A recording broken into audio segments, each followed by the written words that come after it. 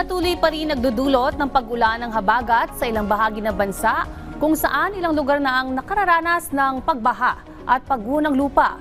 Kung hanggang kailan pa asang magpapatuloy ang ganitong lagay ng panahon, alamin yan mula kay Pag-asa Weather Specialist Dan Villamil. Sir Dan?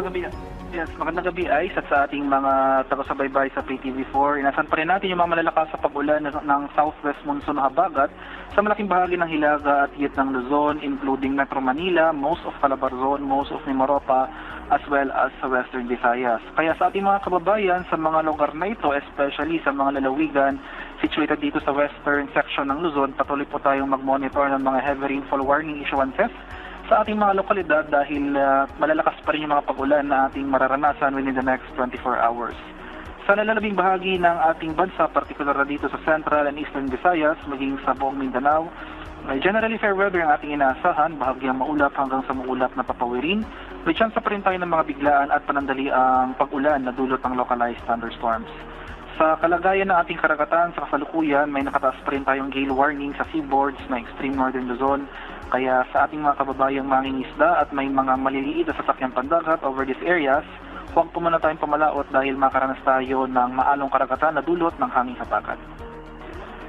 At yan lamang po ang latest mula dito sa Pag-asa Weather Forecasting Center. Sir Dan? Hello? Sir Dan? Yes po, Ayes. Sir Dan, tanong ko lang po, no, itong Tropical Storm Peilu, sa mga susunod na araw po ba, meron ba itong epekto sa ating bansa o palalakasin ba muli ito ang habagat sa mga susunod na araw? Itong paggalaw ng bagyo sa labas ng ating PAR ay papalayo. No? So starting tomorrow, mababawasan na yung mga pag-ulan na dala ng habagat tomorrow afternoon. Pero posible pa rin tayo makaranas ng matuloy-tuloy na kaulapan at mga kalat-kalat na thunderstorms towards the end of the week. Are we expecting any weather disturbances sa susunod na linggo?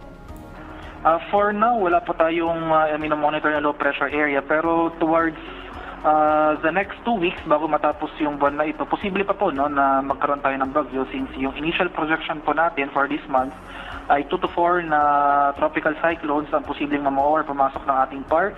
So bago matapos yung buwan na ito, posible pa po tayong magkaroon ng at most 2 pang bagyo. Alright, maraming salamat. That was Pag-asa Weather Specialist Dan Villamil.